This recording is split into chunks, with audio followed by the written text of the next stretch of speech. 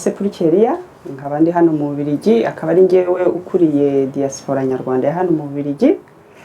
Aba rero naje uyu munsi ukomeye ku banyarwanda bose, tuje kwitorera referendum kubera ubusabe twakoze wo kugira ngo constitution yacu ihinduke, kugira ngo umukuru w'igihugu ashobore kongera akatuyobora muri manda itaha.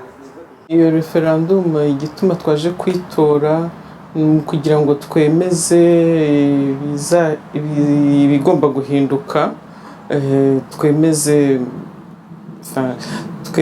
iyo tegeko nshinga rizatuma abatuyobora bakomeza kutuyobora. Nkurikije uko babidusobanuriye, ni ukwemeza itegeko nshinga nk'uko ryemejwe n'abadepite. Ubwo rero dukurikije ibisobanuro baduhaye, twagiye twumvise ko ari ngombwa ko natwe twaza guparticipa, tukumvikanisha natwe icyo tubitekerezaho, twabyemera cyangwa twabihakana.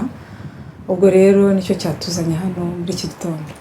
Twebwe nk'abantu b'abaturage turashaka kurihindura kuko barabitwemereye, twaje kubitora, twaje kubihamya kugira ngo twerekane yuko rwose dukunze igihugu cyacu kandi tugomba no kugikorera kugeza ku ndunduro.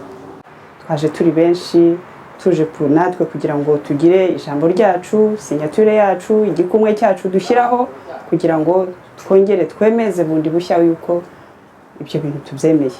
Ubu gusa twebwe ikisigaye ni ukumenya muri manda itaha niba uwo twifuza ko azatuyobora azabitwemerera, kuko kugira ngo bitwemerere ndumva natwe hari akacu tugomba gushyiraho, hari icyo tugomba kumwizeza, kuko ntabwo ari ugomba gukora wenyine. Tumwizeza ko tugomba kumufasha, tugomba kuba abanyarwanda biha agaciro, abanyarwanda twiyemeje gutera imbere cyane, abanyarwanda turi mu mahanga tukagerageza guha isura nziza igihugu cyacu. Hano mu mahanga bajya bagera mu Rwanda nk'uko bavuga bati u Rwanda rwateye imbere, natwe batubona hano bagasanga bijyanye. Icyo ni intego yacu, tuzakomeza tubimwizeze, ari mu magambo ari no mu bikorwa. Azongere yiyamamaze, tumutore, tubishyizeho umwete, tubishyizeho n'uko dukorera byose turabibona, tubivanye ku mutima wacu, tutabivuze ngo turabiterwa na kanaka, turabiterwa na kanaka. Kuba dutsimbaraye ku muntu umwe ni ibintu bituruka kuri buri muntu ku giti cye, uko ibintu ababibona. Abantu baba bafite ukuntu batekereza ibintu bitandukanye, ariko twararebye dusanga aho tuvuye n'aho tugeze ari we uhatugejeje, kandi akaba yari afite na gahunda. Ntabwo ari ibintu bigenda biba umunsi ku wundi, ni ibintu bifite gahunda. Tukareba tugasanga hari ibintu bimwe ubu ngubu aramutse ahagaritse, hari ibintu bimwe wenda atakomeza. Ntabwo ari ukuvuga yuko wenda n'abandi batabishobora, ariko twebwe nk'abanyarwanda kugira ngo twumve turi rasure, twumvaga ibyiza ari uko yakomeza akarangiza gahunda nk'uko yari yayiteganyije, hanyuma natwe rero tugakomerezaho u Rwanda noneho rukaba u Rwanda nyarwanda, u Rwanda rw'amahoro, u Rwanda rw'abanyarwanda bose. Njyewe ndavuga ku giti cyanjye, mbona ibyo yakoze ni ibintu nshyigikiye, kandi n'abandi byo mbona nabo barabibona. Ndibaza yuko ari we jyewe mbona natora, kuko mbona ibintu byose yarabitunganyije. Sinzi nk'abandi, nivugiye ku giti cyanjye. Tubona igihugu cyacu cyarateye imbere, twifuza rero ko Perezida wacu Kagame akomeza gutera imbere. Umutekano par exemple, mu giturage mbona abantu bameze neza.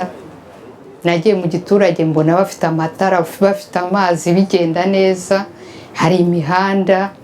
Abategarugori barategeka, nabo bari mu mategeko, mbona bigenda neza. Abategarugori bahawe ijambo, ntawe ugisubizwa inyuma, bimeze neza. Nicyo gituma tugomba kumushyigikira.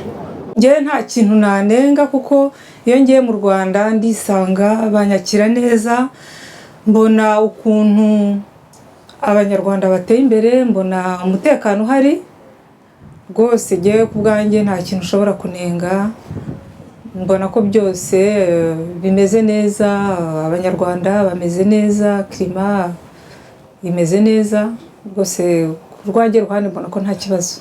mbese kuva muri 1994 urabona uko u Rwanda rwari rumeze kera atari ko rukimeze. iyo ugeze mu Rwanda ikintu ahanini ku muntu barabaye mu byabaye muri 1994, iyo ugeze mu Rwanda nkanjye nkigerayo bwa mbere nagiyeyo muri 2000, ugenda wumva ufite ikintu cy'ubwoba, wumva utekereza rwa Rwanda wasize cya gihe. Ariko iyo ugezeyo nk'umuntu ugeze iwabo wumva ufite amahoro.